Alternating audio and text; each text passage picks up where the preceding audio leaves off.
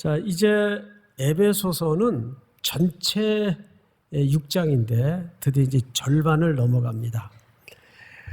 그러면 우리가 앞에 어떤 내용들이 있었는가 한 8차례에 걸쳐서 살펴봤는데 아득하고 막연하죠 벌써.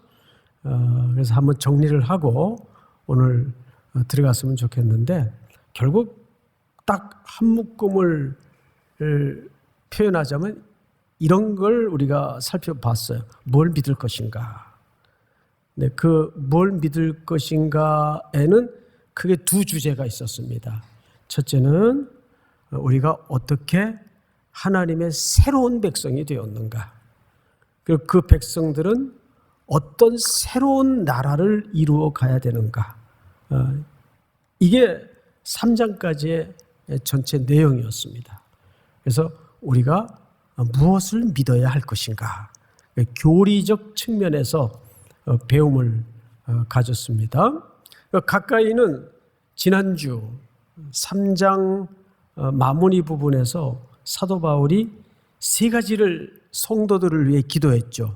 첫째는 속 사람을 강건하게 해 주십시오. 기억나시죠? 두 번째는 그리스도의 사랑을 계속 알아가게 해 주십시오. 기도했어요. 그 마지막 세 번째는 하나님의 충만에까지 우리를 그 충만에로 이끌어 주십시오. 이렇게 세 가지를 기도했었습니다. 자, 이제 오늘은 4장으로 넘어오면서 우리가 6장까지, 그러니까 1장서부터 3장까지는 느낌이 신학적인 느낌과 색깔이 있었다면, 그래서 교리적인 색채가 있었다면, 이제 오늘 4장부터는 그래서 우리는 어떻게 살아야 하는가, 이제 구체적이고 리얼한 삶의 문제로 사도 바울이 주제를 바꿉니다. 그래서 오늘부터는 그런 삶의 문제로 우리를 안내한다고 보면 에베소서 전체의 스케치가 가능해집니다. 자, 1절을 보십시다. 1절, 4장 1절. 그러므로 앞에 3장까지 전체를 받는 거죠. 그러므로 주 안에서 갇힌 내가 그랬어요. 자, 앞을 잠깐 보실까요? 사도 바울은 유난히 계속해서 자기가 갇혀 있다는 표현을 써요. 오늘도 그 표현이 나오죠. 갇힌다는 것은 개인적인 시련이고 고난이지 않습니까? 그런데 바울은 처음에 그런 시련과 고난을 맞을 때 그 의미를 알았다 그랬습니까? 몰랐다 그랬습니까? 몰랐다 그랬어요. 이게 뭐지? 이랬단 말이에요. 그런데 하나님의 성령의 은혜를 통해서 그 고난의 의미가 어느 날 환하게 열어진 거예요. 사람이 사실 고난에 부딪히면 그때는 빨리 이걸 좀 벗어나고 싶은 데만 급급해지죠. 그래서 그 고난이 주는 하나님의 거시적인 솜씨를 못 보게 되는 게 인간의 한계예요. 바울도 똑같단 말이에요. 자기는 그리스도께 붙잡혀 포로가 돼서 순종한 것밖에는 없는데 계속 굶고 쫓겨다니고 심지어는 감옥에까지 들어가고 매맞고 그런단 말이에요. 처음에는 이게 뭘까? 그때는 그냥 단순한 그리스도의 포로였어요.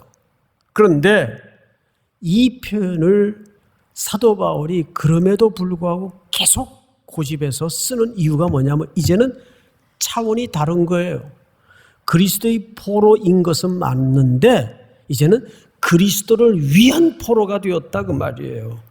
과거에는 그리스도에 붙잡힌 포로였다면 이제는 더 적극적으로 이제는 그 그리스도의 영광과 그분의 나라를 위한 포로가 되었다고 고백하는 거예요.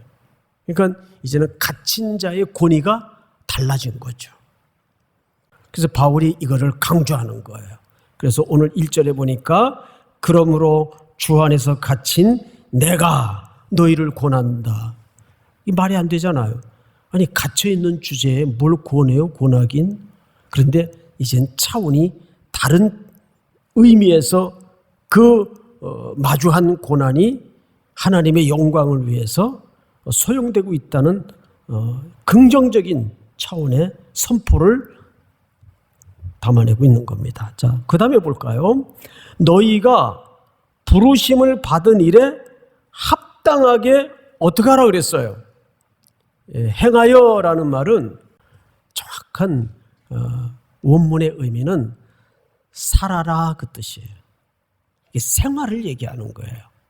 여러분 기억하시죠? 창세기 12장 1절에서 3절까지 보면 아브라함에게 하나님이 이렇게 얘기하세요. 내가 내게 지시하는 땅으로 어떻게 하라 그랬어요? 가라 그랬어요. 가라. Go. 그래서 우리는 선교나 어떤 사명을 촉구할 때 그 본문이 아주 전문적으로 등장을 합니다. 그런데 그 할라크라는 가라라는 동사도 결국 어떤 비전적 차원에서 쓰여진 게 아니에요. 그 할라크라는 말은 정확하게 하나님과 함께 걸으라 그 뜻이에요. 다시요. 하나님과 함께 어떻게 하라고요? 걸으라 그 뜻이에요. 이게 진짜 비전은 내가 뭔가를 만들어서 그거를 저 멀리 던져놓고 목적지를 향해서 무서운 기세로 질주하는 게 아니에요. 매일매일 하나님과 뭐를 연습하는 거예요? 동행하고 걸어가는 거를 연습하는 거예요. 그러니까 그러니까 부르심에 합당히 행하라는 말은 뭔가를 우리가 뚜렷하게 명징스럽게 살아내야 된다라는 비전적 의미가 아니라 그냥 담백하게 부름에 합당하게 살아라 그 뜻이에요. 어떻게 살아야 될까요? 2절에 그 내용이 나와 있죠? 성경을 보십시다. 모든 겸손과 온유로 하고 오래 참음으로 사랑 가운데서 서로 용납하고. 여러분 보세요. 자, 저를 볼까요? 겸손과 온유와 오래 참음과 인내와 사랑으로 그랬어요. 이 5가지 덕목만 봐도 그렇게 우리가 생각하는 것처럼 뭔가를 맹글어내야 되는 그런 위대하고 비전적인 그런 설명이 있나요? 그런 거 일절 없어요. 5가지 덕목만 봐도 그저 소소하게 사소하게 우리 일상에서 인격에 관한 문제고 성품에 관한 문제고 신앙의 덕목에 관한 문제더라고요. 그거 하라 그 말이에요. 그것이 부르심에 합당히 살아가는 성도들의 일상의 문제라 그 말이죠. 그러니까 오늘 이 명령은 명령형으로 되어 있지만 우리 일상을 얘기하는 거예요. 왜 이런 요구를 하냐 하면 하나님이 오늘 에베소 4장에서 궁극적인 목표가 있기 때문입니다. 하나님의 목표 뭔가 한번 볼까요? 4절을 보세요. 4절을 우리 우성현 목사님 한번 읽어주실까요? 3절. 평안에 매는 줄로 성령이 하나 되게 하신 것을 힘써 지키라. 예, 마이크가 좀 잘 볼륨이 안 됐는데 한 번만 더. 평안에 매는 줄로 성령이 하나 되게 하신 것을 힘써 지키라. 네. 자, 저를 보실까요? 평안에 매는 줄로 성령이 뭐 되게 하신 것? 원네스. 하나 되게 하신 것을 힘써 지키라 그랬어요. 그러니까 하나님의 성도와 교회를 향한 진짜 목표는 우리를 그리스도의 몸으로 하나로 묶어주는 걸 얘기하는 거예요. 그 하나됨을 견고하게 무너뜨리지 않고 지키기 위해서 5가지 삶의 덕목이 필요하다는 거예요. 겸손과 온유와 사랑과 오래 참음과 용납과 인내. 이거는 무슨 거시적이고 거창하고 대단한 어떤 명령들이 아니에요. 매일 우리가 가정에서, 캠퍼스에서, 교회 안에, 공동체 안에서 그 하나를 무너뜨리지 않도록 하기 위해서 서로를 존중하고 배려하고 절제하는, 정말 우리가 일상에서 필요한 게 뭐냐면 위대한 일이 아니에요. 지금 옆에 있는 팀원들 간에, 또 리더들끼리, 또 진장들이, 또 진 안에서 겸손과 온유와 오래 참음과 인내와 사랑, 이런 덕목들이 무엇을 견고하게 만들어줍니까? 우리가 그리스도의 몸으로 하나라는 것을 접착체처럼 견고하게 만들어주는 거예요. 그러니까 여기서 복음에 합당하게 행하라라는 말은 무슨 위대한 비전을 얘기하는 게 아니라 부름받은 하나님의 시민이고 하나님의 백성이고 교회 공동체의 일원이라면 어디서든지 그런 합당한 성품과 인격과 신앙으로서 5가지 덕목을 고루고루 드러내야 된다 그 말이에요. 그러니까 사실 신앙이라는 건요, 형태로 설명을 하면 쉬워요. 오히려 신앙이란 기도하고 말씀을 보는 거다, 쉽죠. 그런데 신앙이란 틀이 없어요. 그럼 내 인생과 삶 전역이 뭐가 되는 거예요? 신앙의 영역이 되는 거예요. 직장에서 일하는 것 하나, 학교 강의실에서 강의 듣는 태도 하나, 다 모든 영역에 하나님의 통치와 하나님의 나라가 임하도록 하는 것이 부르심에 합당하게 행하는 겁니다. 믿습니까? 그 얘기를 하는 거예요. 자, 왜 그렇게 해야 된다고요? 우리로 한 몸으로 부르셨기 때문에. 우리가 그걸 못하면 지체는 쪼개지고 나뉘어지고 갈라질 수밖에 없어요. 자, 그 다음 성경을 볼까요?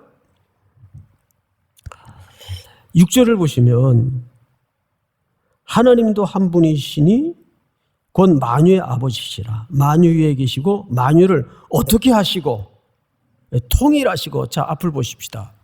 여기 통일하시고라는 말은 모두가 다 똑같은 생각, 모두가 다 균일하게 획일적으로 삶을 살아야 된다 그 얘기가 아니에요. 우리가 통일이라는 개념을 들을 때마다 그런 이해로 오해를 해요. 그럼 뭐 교회에서 뭐 다 목사님이 뭐 A 그러면은 다 그쪽으로 따라가야 되고 일을 하는 얘기인가? 그건 그 북에서나 하는 얘기죠. 여기서 통일은 그런 의미가 아니에요.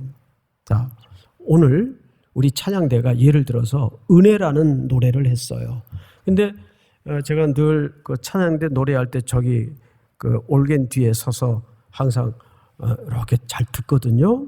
그러면 베이스 파트, 테너 파트, 엘토 파트, 소프라노, 또 우리 피아노, 또 지휘하시는 선생님 다 자기 역할이 똑같아요? 달라요?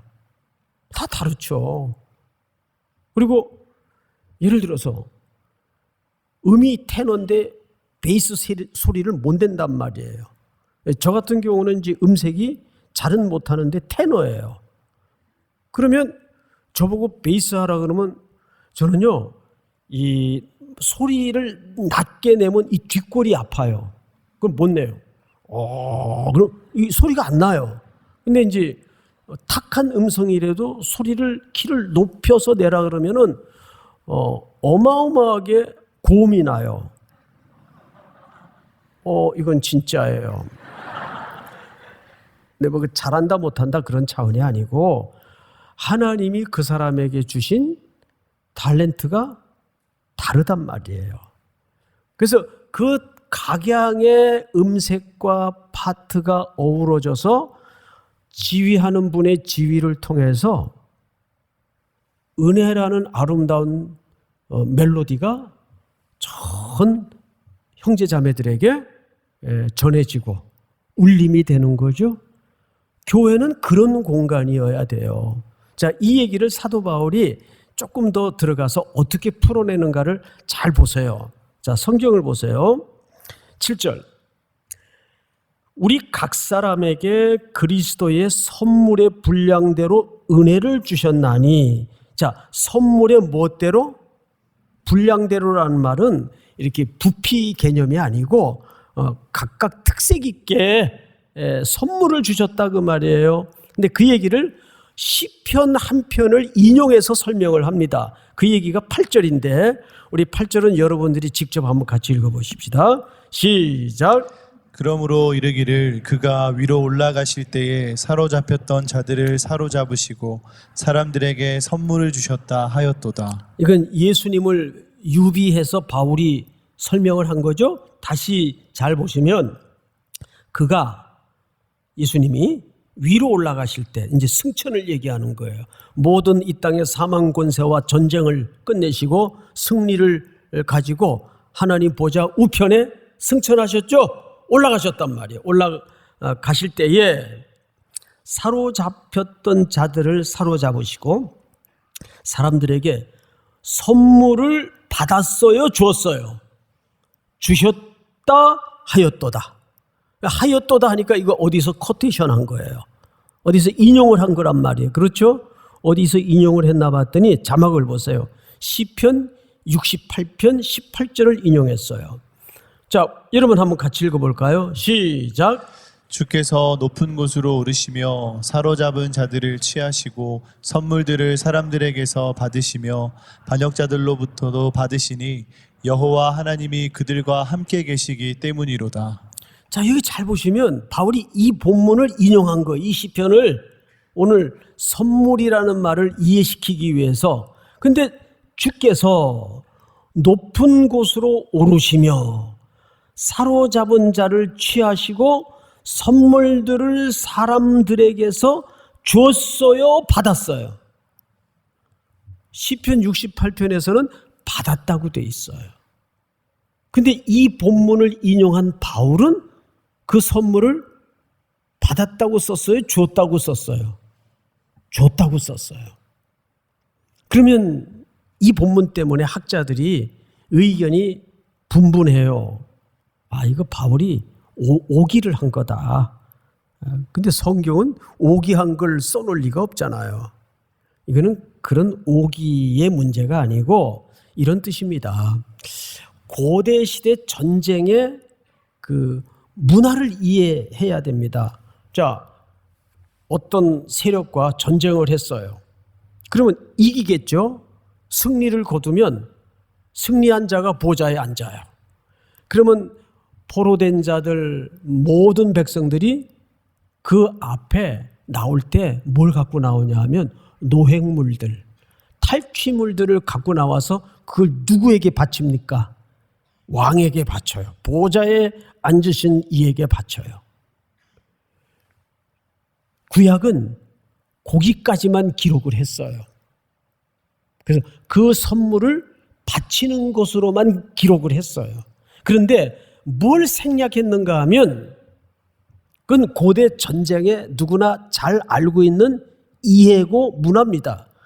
왕은 그 선물을 받아서 전쟁에 참여했던 자들에게 또 전쟁에 참여하지 않았지만 그 승리의 기쁨을 함께 나누는 자기 백성들에게 그 선물을 그냥 대가 없이 나눠줘요. 그러니까 바울은 에베소 4장 8절을 다시 읽어보세요. 제가 읽습니다. 그가 위로 올라가실 때에 사로잡혔던 자들을 사로잡으시고 사람들에게 선물을 받았어요, 주었어요? 그러니까 여기에는 뭐가 생략된 거죠? 여기는 받은 과정을 생략해서 주는 과정만 기록을 결론적으로 한 겁니다. 구약 성경은 뭘 생략한 거죠?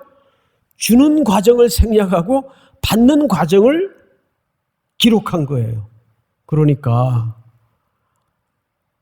신약은 구약이 뭡니까? 완성이란 말이에요.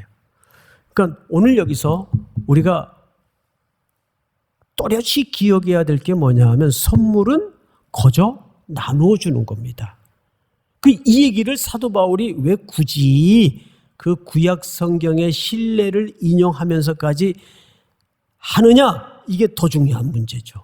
왜 굳이 바울은 구약 성경을 인용하면서까지 이 선물에 대한 아주 정확한 이해를 에베소 교회 성도들에게 하고 싶었던 걸까? 11절 때문입니다. 11절 제가 읽습니다. 그가 어떤 사람은 사도로, 어떤 사람은 선지자로, 어떤 사람은 복음 전하는 자로, 어떤 사람은 목사와 교사로 삼으셨으니, 자, 앞을 보실까요? 이건 전부 교회 어떤 분들이죠? 직분자들이에요. 그러니까 이 직분이 하나님의 거저주는 선물이다 그 뜻이에요. 교회의 직분은 여러분 하나님이 거저주시는 선물이에요. 목사가 될 만해서 목사를 주는 게 아니고 장로가 될 만해서 장로를 주시는 게 아니에요. 여러분들이 앞으로 어느 교회에서 또 우리 삼일교회에서 평생 신앙생활을 하더라도 하나님이 내게 맡긴 리더이든 간사이든 팀장이든 진장이든 소중히 여길 줄 알아야 돼요. 두 가지 의미 때문입니다. 첫째, 이건 내가 무슨 자격이 있어서 맡은 것도 아니고 하나님이 내게 맡겼다는 사실 앞에 우리는 엄중한 생각을 가져야 됩니다. 믿으십니까? 그러면 이분들을 왜 세웠는가 그 말이에요. 왜? 저는 말씀을 맡은 자로 세웠어요. 그 성경을 잘 보세요. 12절 이렇게 되어 있습니다. 이는 성도를 뭐하게 하여? 온전하게 하여. 저를 볼까요? 여기서 온전하게 하다는 말은 인격적으로 다듬어지고 물론 결론적으로는 그런 의미가 포함되어 있지만 정확한 팩트는 말씀으로 세우고 그 뜻이에요. 말씀으로 세우고. 그러면 그 성도들로 하여금 뭐하게 하도록 하기 위해서 12절을 잘 보세요. 제가 읽습니다. 이는 성도를 온전하게 하여 봉사의 일을 하게 하며 그리스도의 몸을 세우려 하심이라. 그러니까 먼저 말씀을 배우는 게 순서상 우선이에요. 믿습니까?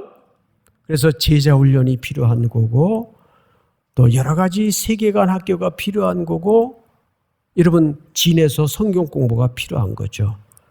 그렇게 단단하게 우리의 내면이 말씀으로 균형 있게 자라면서 거기서 깊이 말씀에 천착하게 돼요. 아, 내가 이렇게 말씀을 성령의 은혜를 깨우침을 통해서 배웠다면 이제 이 은혜를 내가 그리스도의 손이 되고 발이 되어서 세상에 다시 흘려보내자. 이렇게 되는 거죠. 그게 뭐라고요? 그리스도의 몸을 하나로 세워가는 부분을 맡은 순종이고 역할이라는 겁니다. 믿습니까? 오늘도 여러분들이 위대한 일을 꿈꾸기 전에 그리스도의 부름에 합당히 살아내는 순종이 말씀의 훈련을 통해서 먼저 이루어질 수 있기를 주의 이름으로 축원하고 축복합니다.